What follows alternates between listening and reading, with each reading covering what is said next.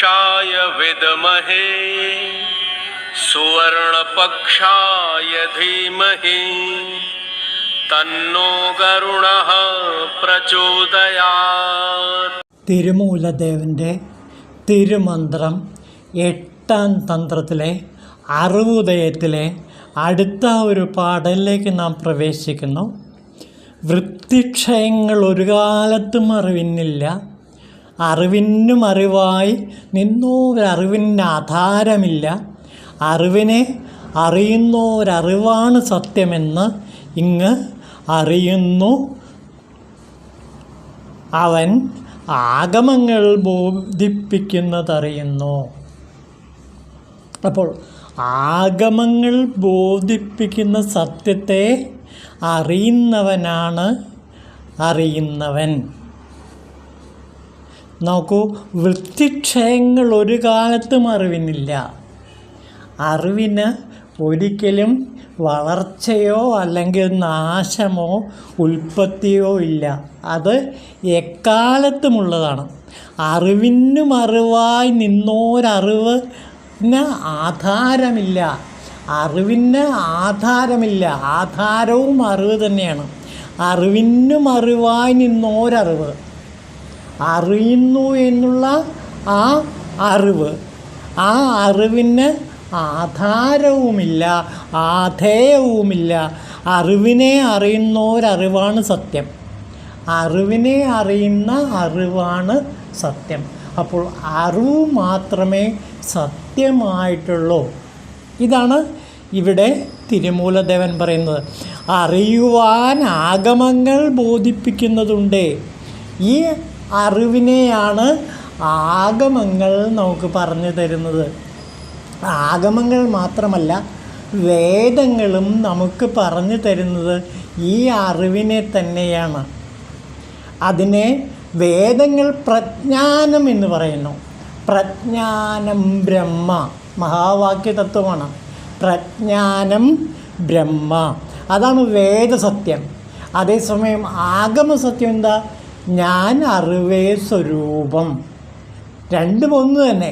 അപ്പോൾ വേദങ്ങളും ആഗമങ്ങളും എത്തിച്ചേരുന്ന ബോധസ്വരൂപനായ ഈശ്വരൻ, ബോധസ്വരൂപനായ ബ്രഹ്മം ഒന്ന് തന്നെയാണ്. ഇവിടെയാണ് ആഗമങ്ങളും അതേപോലെ വേദങ്ങളും ഒരുമിക്കുന്ന സംഗമഭൂമി. രണ്ടുപേരും ലക്ഷ്യത്തിൽ എത്തിച്ചേരുന്നു. ലക്ഷ്യം അവർക്ക് ഒന്നാണ്, പക്ഷേ മാർഗം മാത്രമേ വ്യത്യാസമുള്ളൂ. ഈ അറിവിനെ അറിയാനുള്ള വിവിധ മാർഗങ്ങളാണ് വേദവും ആഗമവും നമുക്ക് പറഞ്ഞു തരുന്നത്. വേദങ്ങൾ നമുക്ക് അദ്വൈതത്തിൻ്റെ വഴി പറഞ്ഞു തരുമ്പോൾ, വേദാന്തത്തിൻ്റെ വഴി പറഞ്ഞു തരുമ്പോൾ, ആഗമങ്ങൾ നമുക്ക് യോഗ രഹസ്യത്തിലൂടെ അറിവിനെ കണ്ടെത്താൻ സഹായിക്കുന്നു. അപ്പോൾ രണ്ട് മാർഗങ്ങളും വ്യത്യസ്തമാണെങ്കിലും ലക്ഷ്യം അറിവിനെ അറിയുന്ന അറിവ്, ആ അറിവിനെ സാക്ഷാത്കരിക്കുക. ഇതുതന്നെയാണ് മേൽപ്പത്തൂർ ഭട്ടതിരി നാരായണീയത്തിൽ പറയുന്നത്. സാന്ദ്രാനന്ദാവബോധം. ഒറ്റ വാക്കിൽ അദ്ദേഹം ഈ ബ്രഹ്മസ്വരൂപത്തെ ചിത്രീകരിക്കുന്നു. ഏതാ? വൃത്തിക്ഷയങ്ങൾ ഒരു കാലത്തും ഇല്ലാത്ത അറിവിനെ സാന്ദ്രാനന്ദാവബോധം എന്നാണ് മേൽപ്പത്തൂർ ഭട്ടതിരി വിശേഷിപ്പിക്കുന്നത്. ആ സാന്ദ്രാനന്ദ അവബോധത്തെ അറിവ് എന്നല്ലാതെ മറ്റൊരു വാക്കുകൊണ്ട് മലയാളത്തിൽ വിശേഷിപ്പിക്കാൻ പറ്റില്ല. മലയാളത്തിലും തമിഴിലും അറിവ് എന്ന വാക്ക് തന്നെയാണ് ഉപയോഗിക്കുക. അത് ഏറ്റവും പറ്റിയ ഒരു തർജ്ജമയാണ് തന്നെ. ആ അറിവിനെ പ്രജ്ഞാനം എന്ന് വേദം വിശേഷിപ്പിക്കുന്നു. അപ്പോൾ ഈ അറിവിനെ അറിയുക, അതായത് ആദ്യവും അന്തവും മധ്യവും ഒന്നുമില്ലാത്ത, ആധാരമില്ലാത്ത ഈ അറിവിനെയാണ് ബോധം എന്ന് വിളിക്കുന്നത്. ആധുനിക ശാസ്ത്രം അതിനെ എനർജി എന്ന് വിളിക്കുന്നു. അപ്പോൾ ഈ അറിവ് അഥവാ ബോധം തന്നെയാണ് ബ്രഹ്മം എന്നും ഈശ്വരൻ എന്നുമെല്ലാം നാം പല പേരുകളിൽ വിളിക്കുന്നത്. എല്ലാം ഈ ബോധേശ്വരനായ അറിവിനെ തന്നെയാണ്. അറിവല്ലാതെ മറ്റൊന്നുമില്ല. ഈ അറിവിൽ നിന്നാണ് ഞാനുണ്ടാകുന്നത്. ഞാനുണ്ട് എന്ന അവസ്ഥ ഉണ്ടാകുന്നത് ഈ അറിവിൽ നിന്നാണ്. അപ്പോൾ അറിവ്, അറിയുന്നവൻ, അപ്പോൾ രണ്ടായില്ലേ. അറിയുന്നവൻ എന്ന് വെച്ചാൽ എന്താ? രണ്ടുണ്ട്. അറിവുമുണ്ട്, പിന്നെ അവനുമുണ്ട്. അതായത് അറിവുമുണ്ട്, അറിയുന്ന ആ അവനുമുണ്ട്. അപ്പോൾ അവൻ ഞാനാണ്. അപ്പോൾ അറിവ് ഞാൻ, ഈ രണ്ടെണ്ണം. അത് കഴിഞ്ഞ് അതിൽ നിന്ന് ബുദ്ധി ഉണ്ടാകുന്നു. ഉണ്ട് ഇല്ല എന്നറിയുന്ന അവസ്ഥ, അത് ബുദ്ധി കൊണ്ടാണ് അറിയുന്നത്. അപ്പോൾ ബുദ്ധി അതിൽ നിന്ന് ജനിക്കുന്നു. അപ്പോൾ അറിയുന്ന അവനിൽ നിന്ന് ബുദ്ധി ഉണ്ടാകുന്നു. അതിൽ നിന്ന് പഞ്ചഭൂതങ്ങൾ, പഞ്ചതന്മാത്രകൾ ഉണ്ടാകുന്നു.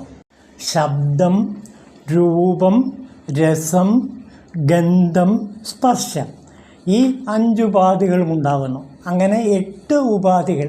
അപ്പോൾ ആദ്യം അറിവ്, അറിവിൽ നിന്ന് ഞാൻ, പിന്നെ ബുദ്ധി, പിന്നെ 5 ശബ്ദരൂപരസഗന്ധ സ്പർശാദികൾ.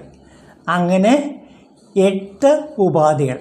ഈ 8 ഉപാധികളിൽ 7ഉം ഏതിൽ നിന്നാണ് ഉണ്ടാകുന്നത്? ബോധത്തിൽ നിന്ന്, അല്ലെങ്കിൽ അറിവിൽ നിന്നാണ് ഉണ്ടാകുന്നത്. അറിവിൽ നിന്ന് ഞാനുണ്ടാകുന്നു, ഞാനിൽ നിന്ന് ബുദ്ധി ഉണ്ടാകുന്നു, ബുദ്ധിയിൽ നിന്ന് ശബ്ദരൂപരസസ്പർശഗന്ധങ്ങൾ ഉണ്ടാകുന്നു. അപ്പോൾ ഇതിലെ ഈ 7ഉം, അവസാനം പറഞ്ഞ 7ഉം ആദ്യം പറഞ്ഞ അറിവിൽ നിന്നാണ്, ബോധത്തിൽ നിന്നാണ് ഉണ്ടാകുന്നത്. അപ്പോൾ ഈ 7ഉം ആദ്യം പറഞ്ഞ ബോധത്തിൽ ലയിക്കുമ്പോൾ പിന്നെ അറിവ് മാത്രമേ ഉള്ളൂ. ഈ സത്യം മാത്രം മനസ്സിലാക്കിയാൽ മതി. അതായത് 8 രൂപാന്തരങ്ങളിൽ 7ഉം ആദ്യം പറഞ്ഞ അറിവിൽ ലയിക്കുന്നു. അറിവിൽ നിന്നാണ് ഉണ്ടായത്. അപ്പോൾ എന്ത് മാത്രമാണ് സത്യം? അറിവാണ് സത്യം. ബാക്കി പറഞ്ഞ 7നെയും നമ്മൾ മായ എന്ന് വിളിക്കുന്നു. ഈ മായ ഏതിൽ നിന്നാണ് ഉണ്ടാകുന്നത്? അറിവിൽ നിന്നാണ് ഉണ്ടാകുന്നത്. അപ്പോൾ ഈ സത്യം മനസ്സിലാക്കിയാൽ ഒന്ന് മാത്രമേ ഉള്ളൂ. ഏത്? അറിവ് മാത്രമേ ഉള്ളൂ. അറിവിൽ നിന്നാണ് മറ്റ് 7ഉം ഉണ്ടാകുന്നത്. ഇതാണ് ഇവിടെ പറയുന്നത്. വൃത്തിക്ഷയങ്ങൾ ഒരു കാലത്തും അറിവിനില്ല. അതുകൊണ്ട് ഈ ബോധം തന്നെയാണ്, ഈ അറിവ് തന്നെയാണ് ബ്രഹ്മം. ആ ബ്രഹ്മത്തിന് ഒരിക്കലും വൃത്തിക്ഷയങ്ങളോ അല്ലെങ്കിൽ ഉൽപ്പത്തിനാശങ്ങളോ ഒന്നും തന്നെ ഇല്ല. അത് ആദിമധ്യാന്തരഹിതമാണ്. അതായത് മേൽപ്പത്തൂർ ഭട്ടതിരിപ്പാട് പറഞ്ഞതുപോലെ അത് സാന്ദ്ര ആനന്ദാവബോധമാണ്. ആനന്ദഘനമാണ്, സാന്ദ്രമാണ് ആ അവബോധം, ആ ബോധസ്വരൂപം. അത് മാത്രമാണ് സത്യം. ഈ സത്യം അറിഞ്ഞു കഴിഞ്ഞാൽ ഈ സത്യം എന്താണ്? ബോധസത്യം എന്ന് നമുക്കിതിനെ വിളിക്കാം. ഈ ബോധസത്യത്തെ ശാസ്ത്രം എനർജി എന്ന് വിളിക്കുന്നു. അപ്പോൾ ഈ ബോധസത്യം മാത്രമേ സത്യമായിട്ടുള്ളൂ. ബാക്കിയുള്ളതെല്ലാം നാം വിളിക്കുന്ന മായ എന്ന വിഭാഗത്തിൽ പെടുന്നതാണ്. ഇതാണ് ഇവിടെ പറയുന്നത്. ഇത് അരുൾമൊഴികളിൽ വിശദമാക്കുന്നുണ്ട്. ആ ഭാഗം കൊണ്ട് നമുക്ക് നോക്കാം. ജ്ഞാതൃ ജ്ഞാന ജ്ഞേയങ്ങൾക്ക് പൊതുവേ അറിവേ സ്വരൂപമെന്നും നാമരൂപമെന്നും 2 സ്വരൂപമുണ്ട്. നാമരൂപങ്ങൾ രൂപത്തെ വിട്ട് നാമത്തെ പ്രധാനമാക്കുമ്പോൾ വിശേഷമെന്ന് പറയപ്പെടുന്നു. നിവൃത്തി പ്രവൃത്തിയായിട്ട് നാമരൂപമായി കാണുന്നു. രൂപം നാമമായും നാമം അറിവ് സ്വരൂപമായും ചേരുമ്പോൾ ജ്ഞാതൃ ഏകോപിച്ച് സാക്ഷിയുടെ അറിവേ സ്വരൂപമായി തീരുന്നു. അറിവേ സ്വരൂപം സാക്ഷിക്ക് മുമ്പേ ഉള്ളതാണെങ്കിലും പുതുതായി സംഭവിക്കുന്നത് പോലെ ഇരിക്കുന്നു. ഇത് ജ്ഞാതാവിനുള്ളതാണ്. ജ്ഞാതാവിൻ്റെ അറിവേ സ്വരൂപത്തിൽ ഇത് ഞാൻ എന്നത് ഇല്ലാതിരിക്കെ, അഹം വൃത്തി ഇല്ലാതിരിക്കുകയും തന്നിൽ യാതൊന്നുണ്ടോ അത് പരമായിട്ട് പ്രകാശിക്കുകയും ചെയ്യുന്നു. ആ പരമാർത്ഥ സ്വരൂപത്തിന് പ്രത്യക്ഷമായി സാക്ഷി പ്രകാശിക്കുകയും ചെയ്യുന്നു. അപ്പോൾ തൻ്റെ സ്വരൂപത്തെയും ആത്മാവായി അറിഞ്ഞ് ഐക്യം സിദ്ധിക്കുന്നു. ഇതാണ് ഇവിടെ അരുൾമൊഴികളിൽ ഈ ഭാഗം വിശദീകരിക്കുന്നത്. അപ്പോൾ ഇത് മാത്രം മനസ്സിലാക്കുക, അറിവ് എന്ന ബോധം എന്ന എനർജി മാത്രമേ സത്യമായിട്ടുള്ളൂ.